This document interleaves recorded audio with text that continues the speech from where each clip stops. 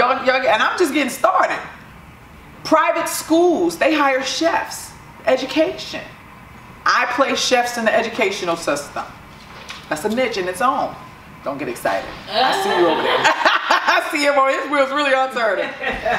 You know? So it's all about what you are excited about. She got excited about vegan chefs. What are you excited about? What excites you? There are some people out there who just like administrative personnel, help desk, IT, customer service. If you have volume, you can make the money. If you have volume. And maybe it's just about you working up to that volume. You know, so my question is, what do you enjoy? You enjoy entertainment? What are the hottest jobs in entertainment? Do any of those things excite you? Okay, same thing. What do you, honey, why are you not starting a stripper staffing agency? No. Let's take this seriously. I'm dead serious now, though. I'm real serious. You think strip clubs aren't looking for strippers, quality ones? All the time. He's a man. I'm just saying. I'm not being funny. I'm being super serious. What would you think they'd be willing to pay? Yeah, that's the thing, I guess, depending on the type of the establishment. I mean, that was back in the day, but I know strippers was making between $5,000 and $10,000 a night. And so, what do you think that the company is making off of the stripper? $10,000. How much do you think people are paying to come in? In Atlanta, they have what's called let's say I just call it VIP. These people will come and get $30,000 worth of runs and just.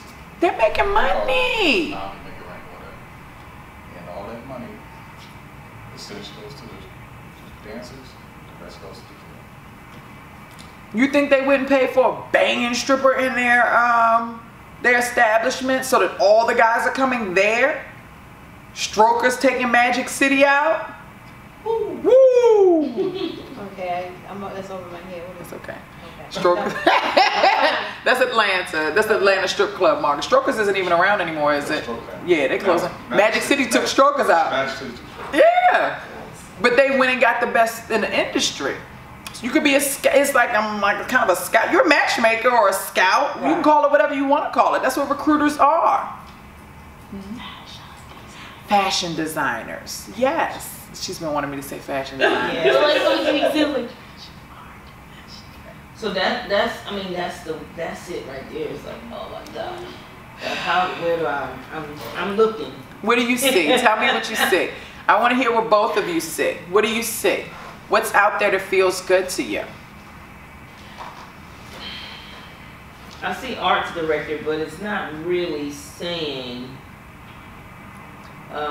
How many arts director positions are out there? Just do a Google art director positions, art director jobs, and see how many jobs are out there. Art directors are good. When I was doing network security engineers, which is this kind of, you'll kind of figure this out, but I ended up connecting with a guy who was an Emmy Award winner, network engineer, director of network engineer for Netflix. And I thought, Emmy Award winning for director of engineering? Oh yeah, it's a whole market. That's in the entertainment industry. And my client only wanted director of network engineers with an entertainment background. Oh wow. Only. You can look at resumes and pick a niche. I mean, job descriptions and pick a niche. I heard you say. Yeah, that's true. Sorry. I'm sorry. Go ahead. Oh, what I heard you say in the beginning, you said, did you start off doing executive placement first? Not first. I actually started off at the bottom of the lowest of the totem pole with not engineering, warehouse and admin. Wow. I did sales, business development, then I did executive, and I rolled into IT and fell in love with IT, and I kind of stayed in IT and sales. Then I went back into I did a little bit again of admin and customer service. I don't really necessarily care for that space, and I'll tell you why. And it's because there's a different caliber of people that you're dealing with on when you're in your low margin positions versus your high margin positions. And when I am dealing with people with salaries over 60K, I can have very, for the most part, intelligent conversations, and I can expect for them to show up to the interview, and I can expect for them to be who they say they are 9 times out of 10. We've had some murderers come across, some rapists, some crazy people. When I am dealing with salaries under 60K, I have to meet everyone in person. I have to do a background check. I cannot expect for them to show up every day. I can expect to get phone calls of them quitting in the middle of the day, smoking weed with their boss, baby mama coming up there. They come to the interviews with their Bibles in their hands, just reading out script. It's just a whole different world. And so I learned very early on that I'm dealing with professionals. So professional solutions is definitely for me in this industry and not commercial staffing. However, for some people, it is for them. You work harder on the commercial side than you do in the professional side. And you have to work harder and longer before you get to see your reward. Whereas if on a professional solution side, you don't have to work as hard and you get to see your reward faster, and it's so much more. But that's me personally. Some people like that other side because it is their form of humanitarian, their humanitarian give back. They don't mind the struggle. There's a guy coming on, I'm calling him a staffingpreneur. He's coming on to the platform, and he's solely focusing on prison, people who are in the prison system. He's going to be placing them. He's got a contract with the government, creating a whole program with the government around it.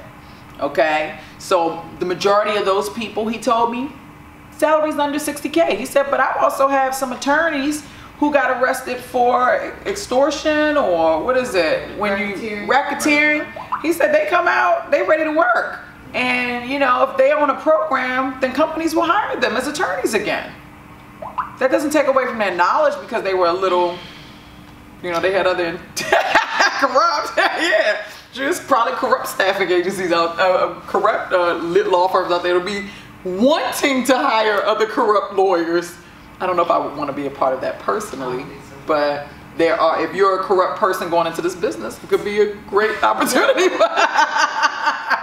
I'll say that. I deal with a lot of attorneys, a lot of my friends are attorneys. And I thought about that also for you. Yeah. Lawyers are big. The legal. They are one of the markets that's actually pretty huge because they can't find jobs. That's exactly right. Paralegals too. Yeah. Paralegals are huge too, especially in the entertainment space. Attorneys in the cannabis space, attorneys in the entertainment space are in dire need. In dire need.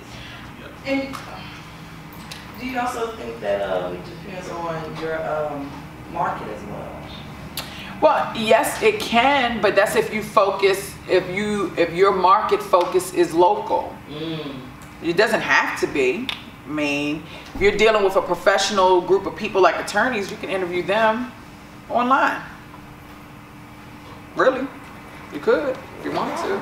They don't necessarily have to be in your city.